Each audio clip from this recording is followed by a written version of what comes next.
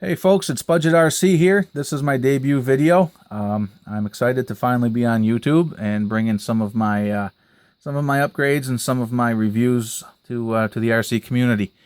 As the name of the page implies, my goal here is to try to keep all of my upgrades and all of my vehicles on a pretty strict budget. I don't have tons of money to throw at these, so I try to make smart decisions, and I always can't help but buy some of the less expensive stuff to try out. It doesn't always pan out. Some of the stuff winds up being a diamond in the rough, and some of it winds up not even being worth what it costs. So that's the point of this page. I'm going to review all of that inexpensive stuff as I get it, bring you guys along for the ride, and hopefully we can all learn something. For my first video, what I wanted to do was discuss this vehicle here. This is a vehicle that I put together for my son. I did it on a budget. And I think it's a good example of the type of things that we'll be doing on this page. I put this together for my son a couple of years ago. I think he was about 5 years old at the time. It was his first RC, so I wanted something affordable. I wanted something durable, and I wanted something that was upgradable so that as his skills improved, we could improve the vehicle to go along with it. What I wound up buying was an ECX Circuit. I bought it on eBay from a seller who has what looked like factory returns. The vehicle looked brand new, but it had a bad steering servo and it had a bad receiver, which was a perfect opportunity because I didn't really want to use the AM radio with the big antenna anyway. Having a 5-year-old swinging one of those around is not good. So I was able to pick this vehicle up in basically new condition, minus the 2 flaws I had mentioned, on eBay for about $60 or $70. It's been a few years, I don't remember. So I bought it, and right off the bat, I upgraded the steering servo. I put an EXI D226E servo in that came from Hobby Parts. It's an inexpensive servo. I think it was only about 15 bucks, but it works great. It's about a 0.15 speed, so it's not super fast, but it's reasonably quick. I don't remember the torque, but it was a fairly high torque value. It's a coreless servo with metal gears, and it's worked really well for me. Even though the servo is a little bit on the slow side, I appreciate the torque because of the large tires I have on it. And I also used a shorter horn than factory, and by going with the shorter horn, it effectively makes a different ratio, and it makes it a little bit faster. It makes it behave like a little bit faster servo. And while I'm here with the steering, not immediately, but down the road, I did upgrade the steering here because the ECX do have somewhat of a sloppy servo saver. You can put a tie wrap around the servo saver to help stiffen it up a little bit. What I did, this was before RPM came out with their new setup, so I went with an associated T4 set of bell cranks. And they're basically a bolt-in.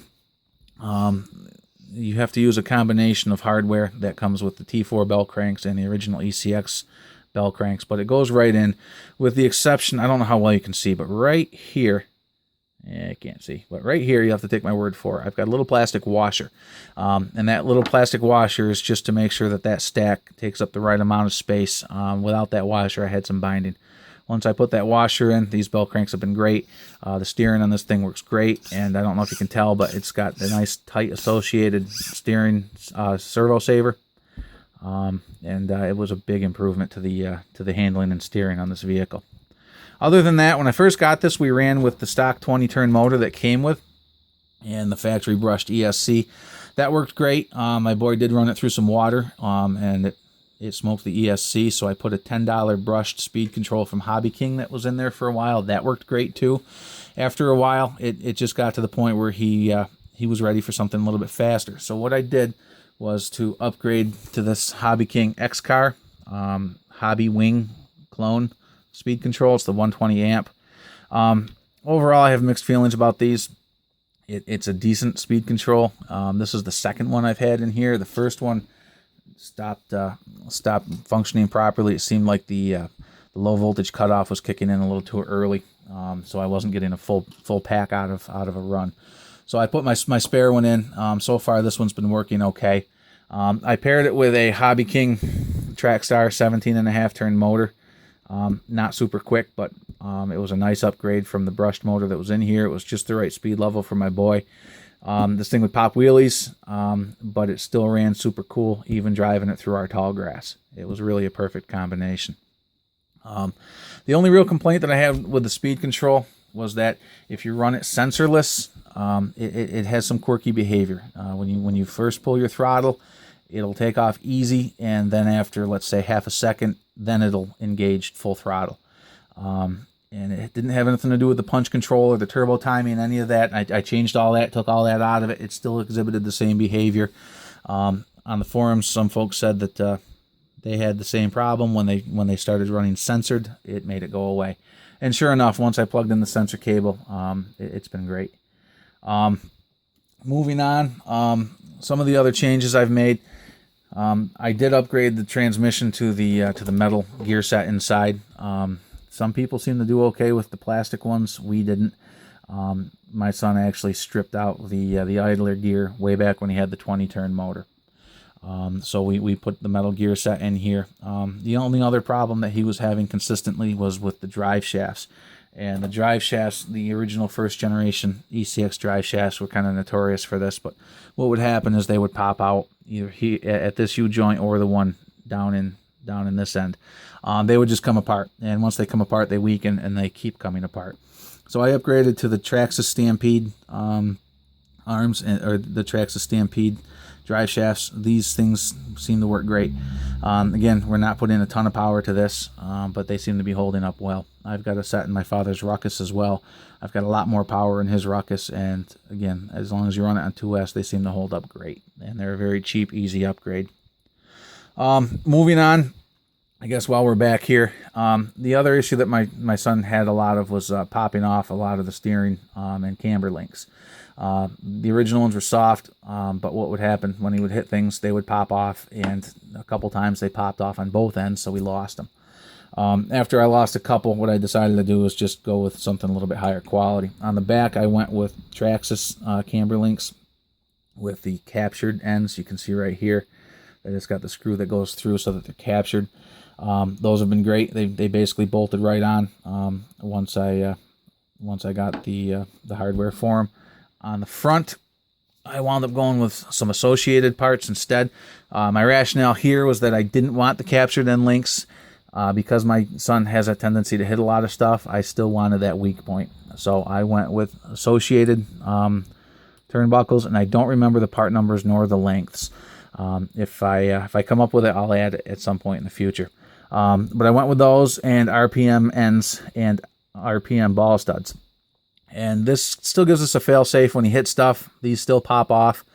I was about to go to captured links on one end and leave the ball link on the other end. That way, if he does hit something, we don't lose the turnbuckle. But this year, he's managed not to pop any off. He's starting to become a little bit better driver, and we're not having those problems. So for now, we'll stick with them. If we have any issues with them popping off, then we'll go to a captured end. Other than that, those are pretty much the upgrades I've done. I did put a gyro in here for him. Driving on dirt. Originally, I had the Talon tires from my Stampede on here, and those just have terrible, terrible grip. And he was having a hard time controlling this on dirt. He would just spin out constantly. So I put this gyro on here. This is a Sky RC G301. It was only about $20, and it made all the difference in the world. It made this thing so much more controllable for him. He started having fun with it. However, shortly after I put that on, I replaced those Talon tires with these chopper tires from J Concepts. And I can't speak highly enough of these. These are an absolutely wonderful tire, and they're cheap. These went on sale on J Concepts' website for $10 a pair last year. And I bought a bunch of them because it was just too good of a deal to pass up. And now, over a year later, they're still $10 a pair on the J Concepts website. You can't possibly find a better tire for $10. They're a fantastic tire. I've got trenchers on my Stampede. I think the trenchers look better, but in terms of grip, these have got it all over the trenchers. These grip much better. They're also lighter in weight, so they're not stressing the drivetrain as much. But on every surface we run these, they grip great. This thing will wheelie even in my dirt driveway.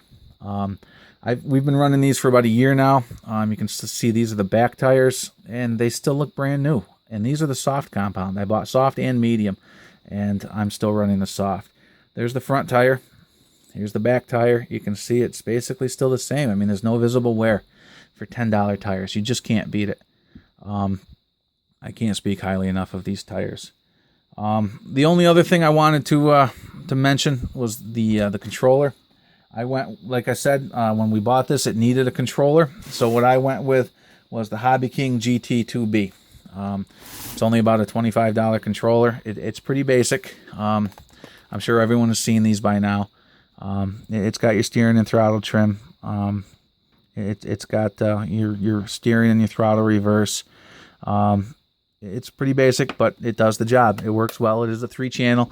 And what's nice about this is it actually comes with a small LiPo battery instead of the AA's. And I charge this LiPo maybe once a year. It holds a charge forever. $25 radio. Works great. No complaints whatsoever. Lastly, one upgrade I did do for my son. On my Stampede, I went with the LEDs, the lights in the front bumper. My son really liked that. Asked me to do it to his truck. So I did incorporate a Traxxas Stampede front bumper here. I built a little spacer. You can see it in here, a little wedge that I built and starting to crack, but it's holding up. And then I built this upper piece to adapt to the bulkhead.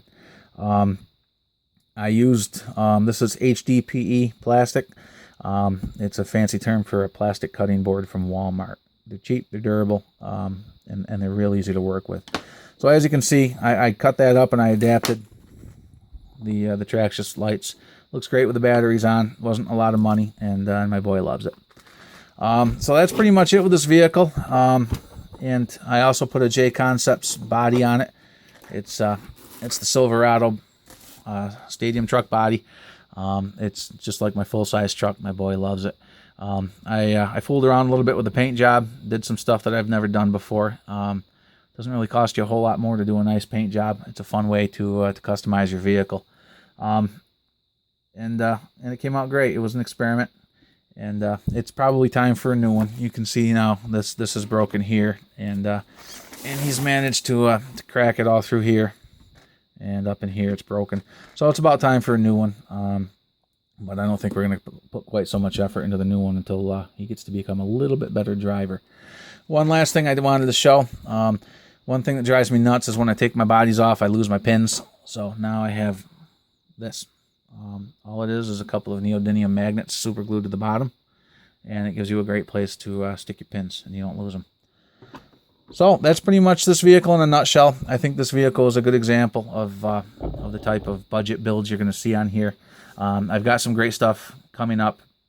I've got an inexpensive 8th scale brushless motor for my Stampede, as well as a new Hobby Wing speed control for it.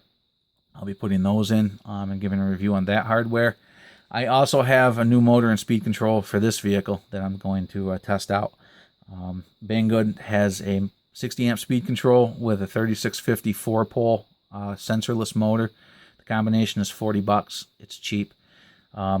I don't know if it's going to be worth it or not yet. We'll find out when we put it in. I will be doing a full review on that. But so far I've got high hopes for that, and it should help liven this vehicle up and help my son have a little bit more speed now that I think he's ready for it.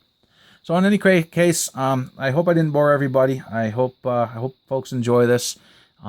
Please leave some feedback and let me know what you think. Let me know how I can improve, and I will be bringing you guys some more real soon. Until then, we'll talk to you later. Thanks for watching.